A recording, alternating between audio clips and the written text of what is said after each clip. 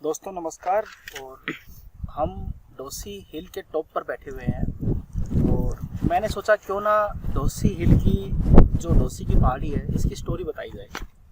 तो ये क्यों फेमस हुई, यहाँ लोग बाग क्यों घूमने आते हैं, क्यों अमावस्या के दिन स्नान करने आते हैं, ऐसा क्या रीज़न है। तो दोस्तों मैं जहाँ तक मैंने इस डोसी पहाड़ी के बारे में ऊपर जाकर हिल पे पढ़ा है, मंदिर देखे हैं, तो मेरे को पता लगता है कि डोसी पहाड़ी कई साल पुरानी, मिलियन साल पुरानी है। और यहाँ पर पांडव भी आए हुए हैं महाभारत के टाइम पर, 5,000 साल पहले की बात है। और मैं आपको बताना चाहूँगा दोस्तों कि जो इसकी स्टोरी है वो ये बनती है कि एक चम्मन ऋषि हुआ करते थे यहाँ पर, और वो तपस्या कर रहे थे भगवान से मिलाप के लिए। और तपस्या करते करते बोम्बियों ने, जो कीड़ी चींटी होती है, उन्होंने उनके पूरे चेहरे के ऊपर, बोम्बी जिसे बोलते हैं, मिट्टी से ढक दिया था। कई साल तक उन्होंने तपस्या की थी। और सुकन्या जो महाराजा की बेटी थी, वो पहाड़ी पर घूमने के लिए आई थी अपनी सहेलियों के साथ। और उनकी नज़र जब उस बोम्बी पे पड़ी तो वहाँ से दोनों आँखों से एक दृश्य ऐसा लग रहा था कि यहाँ पे मोती रखे हुए हैं। ऋषि की जो तेजस्वी आंखें थी, उनकी आंखों से रोशनी बहुत ज़बरदस्त दिख रही थी। तो सुकन्या ने सोचा कि मैं इन मोतियों को पालूं, और उसने 2 लकड़ी के टुकड़े लेकर चम्मन ऋषि की आंखों में घोट दिए, जिससे कि ऋषि अंधा हो गया। और ऋषि अंधा होने के बाद महाराज को पता लगा, उनके पापा को पता लगा, सुकन्या के पापा को।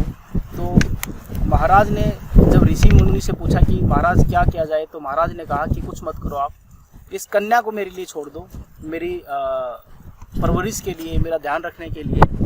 तो सुकन्या का ब्याह महाराज ने चम्मन ऋषि से करवा दिया और पहाड़ी पर रहने लगे। इस पहाड़ी के एक तरफ से नदी बहती थी, और नदी में तपस्या महाराज कर रहे थे।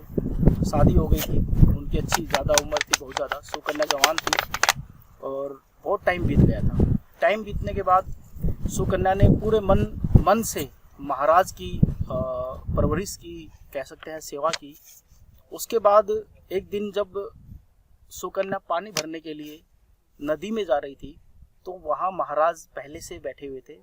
और जैसे ही सुकन्या ने महाराज को देखा, महाराज ने अपनी नदी में डुबकी लगाई, और वहाँ से 3 महाराज वैसे ही निकल कर बाहर आए।